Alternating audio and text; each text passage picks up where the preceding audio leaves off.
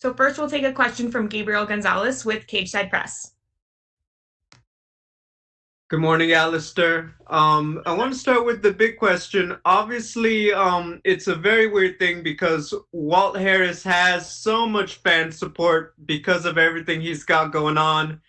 As his opponent, you're going out there to win, but can you just talk about personally separating the respect for him and then the competition? Well, I don't know. I just see Saturday's fight as a sport event. Outside of that, I met him once. He's a cool guy. We got along. Saturday's just business. It's just a sport event. We're gonna make a great fight for the fans worldwide. The fight was rescheduled from earlier in the year with everything that happened. Can you just talk about the adjustments that you had to make in order to peak for this week? It actually went a little bit automatic. I had a little break after the postponement cancellation, and then I just got back on the horse. I actually think the break was good for me. Your body can heal up a little bit, mid camp. So yeah, no complaints there. Gotcha. And finally, you have a birthday around, the time of the fight.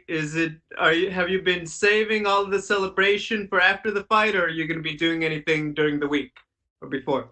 No, we'll be doing it after. Of course, work comes first, and then afterwards we'll have a glass of wine or whatever. It's not going to be anything too big. I mean, I had a nice party scheduled. What was it?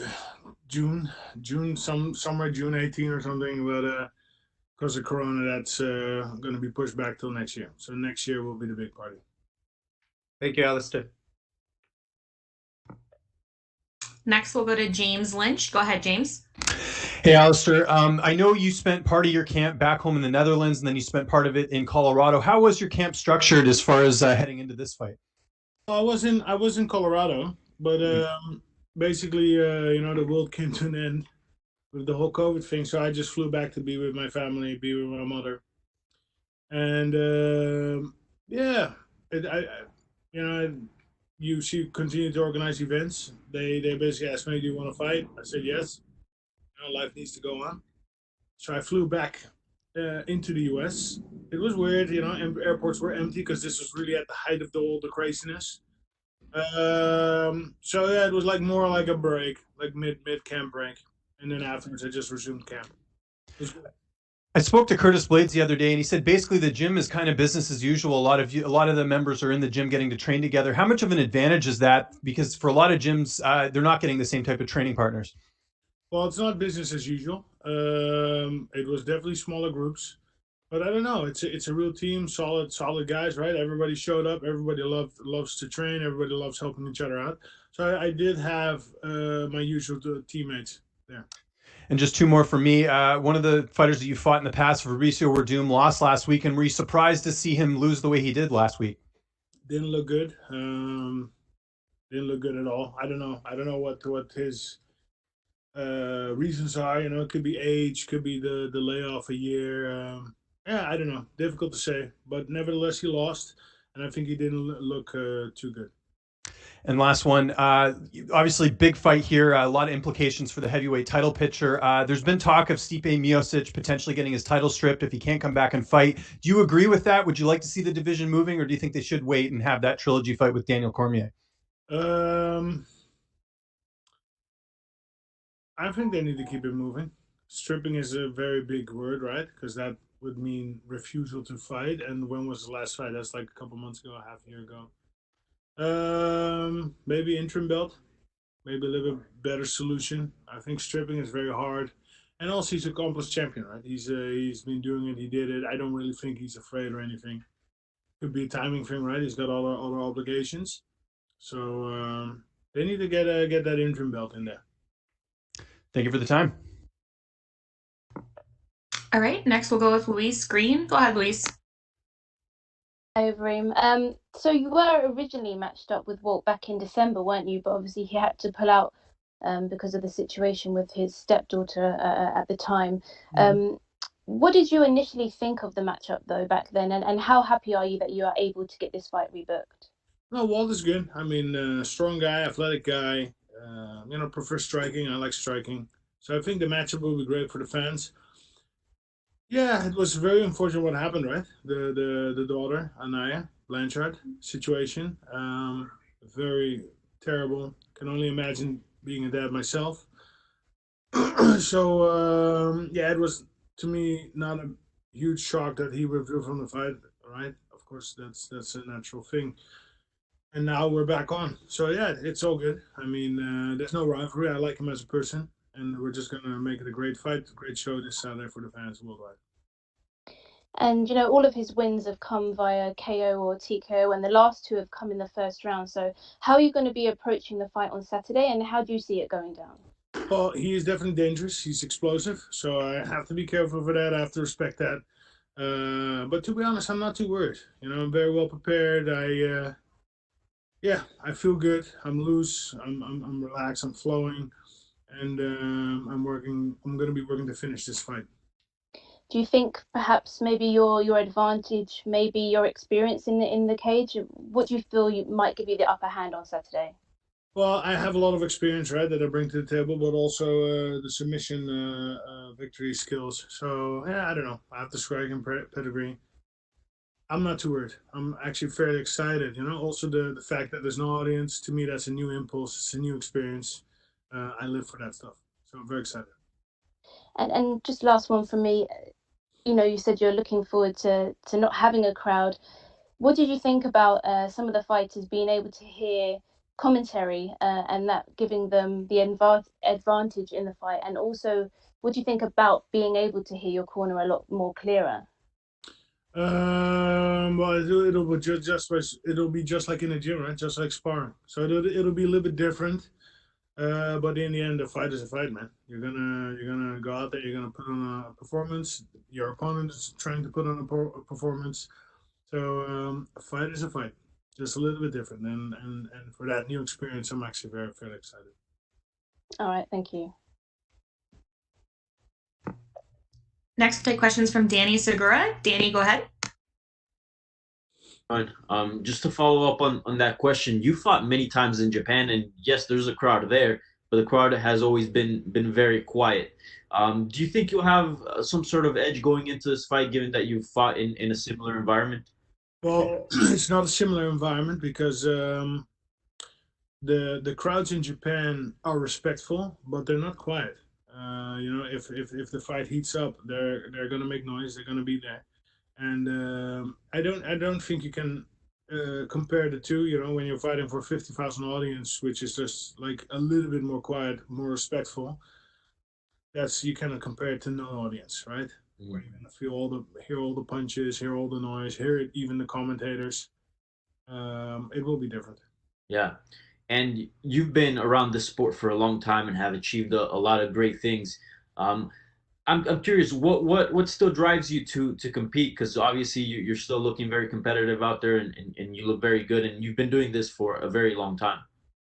Been doing it for a long time. I don't know. I love it. I love the lifestyle. I love improving my game. A fight is always a test. You build off that, and yeah, maybe also like what other thing to do, right? I mean, I really enjoy going to the gym, improving my game. Helping my teammates. That is something that I could see myself doing one day, becoming a coach, right? Passing on the knowledge. Yeah, but not yet, right? I'm still in the peak, so I just need to keep going. I just Yeah. want too much. And apart from enjoying and actually, going through the training and all that and fighting itself, um, do you still have title aspirations? Is that something you're still working towards too, or at this point are you just still doing it because you love it and this is what you do? Well, it's a little bit both. I love it, but also I think, in my opinion, we had two wins. Then came the last fight, the Rozenstruik thing. That, in my opinion, I got cheated by the ref. Perfect performance. Very proud of that performance. But let's just take it easy. Let's just chill. Let's just cruise control and get this victory, and then we'll figure it out from there. Yeah. And as far as your activity level, I mean, it's kind of a hard thing to project given the current climate. But do you want to stay busy, or do you want to just fight when the time is right? How are you going to proceed with your career? So I'll probably fight again later this year. If the whole COVID situation is under control, remains under control. I don't know. They were going to do a show in Netherlands. I don't know if that's on the table or off the table, but I expect to kind of fight again September, October, November latest. Okay. Thank you, Alistair. Good luck. Now we'll go to Mark Schaaf. Mark, go ahead. Hi Alistair, hier uit Nederland voor Veronica. Dus in het Nederlands denk ik. Hoe is het voor jou? Je bent een vechter die eigenlijk al alles heeft gezien, alles heeft meegemaakt. Hoe maak jij deze Fight Week nu mee met het coronavirus? Want er is toch iets wat je nog niet hebt meegemaakt. Nee, niet meegemaakt. Het gaat goed. Alles is onder controle hier. Het is natuurlijk wel wat anders. Er is iets meer afstand, dat soort dingen. Maar ja, de spanning bouwt zich langzaam op. Het ziet er allemaal goed uit. Ja, hoe is het voor je? Hoe is je voorbereiding geweest? Heb je je volledig kunnen voorbereiden, ook door het coronavirus? Ik heb me iets anders voorbereid op deze wedstrijd. Omdat de gyms over het algemeen gesloten waren. Dus ik heb wel kleine groepen sowieso. Ja, op zich, er was meer aandacht. De trainers waren minder druk met andere dingen. Ik zit goed in mijn vel, ik sta er goed voor. Dus het ziet er allemaal goed uit. Ja, wat dat betreft ben je klaar voor dit gevecht? Hè? Er zijn natuurlijk ook wat vertragingen geweest in alles met het uitstellen van evenementen. Ben je zo fit als je wil zijn? Ja, ik ben zo fit als ik wil zijn. De vertraging, uitstel van het evenement, dat gaf mij een beetje een soort pauze. In die pauze ben ik naar Nederland gevlogen, even kijken hoe het met mijn gezin was. Ook even kijken hoe het met mijn moeder was. Mijn moeder is 2 keer kanker gehad, dus die loopt risico voor corona. En daarna weer naar Amerika, want ja, daarna de show werd weer hervat. Stond voor 16 mei, dus ik ben na 2 weken in Nederland ben ik weer naar Amerika gegaan. En gewoon training weer hervat. Ja, je gaat tegen Walt vechten. Was het makkelijk om dat gevecht voor aan te nemen na de moeilijke tijd die Walt heeft meegemaakt? Heeft dat iets met je gedaan? Ik heb er zeker wel een beetje bij stilgestaan. Zijn dochter is ontvoerd en vermoord. Dat was geloof ik 19. Heel verschrikkelijk. Ik heb natuurlijk zelf ook 3 meiden. Ja. Ja, je wenst dat niemand toe, natuurlijk. Ik zie dit wel als een sportevenement. Ik zie dit wel als we moeten verder. We moeten verder, we gaan ook verder. Ja. Verder, dus... maar goed, er zijn geen bad vibes. Ik mag Walt, ik had hem ontmoet voor onze wedstrijd in december. 1 keer hadden we een PR toe. Hele toffe gozer, hele relaxte jongen. Heb je het dan ook over die gebeurtenis? Nee. Dat was voordat het gebeurde. En daarna heb ik hem eigenlijk niet meer gezien of gesproken. Dus, maar als ik hem zie, ga ik het niet daarover met hem erover hebben.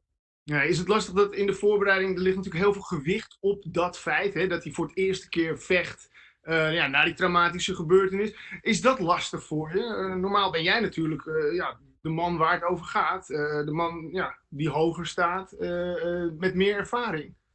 Nee, ik heb daar geen moeite mee.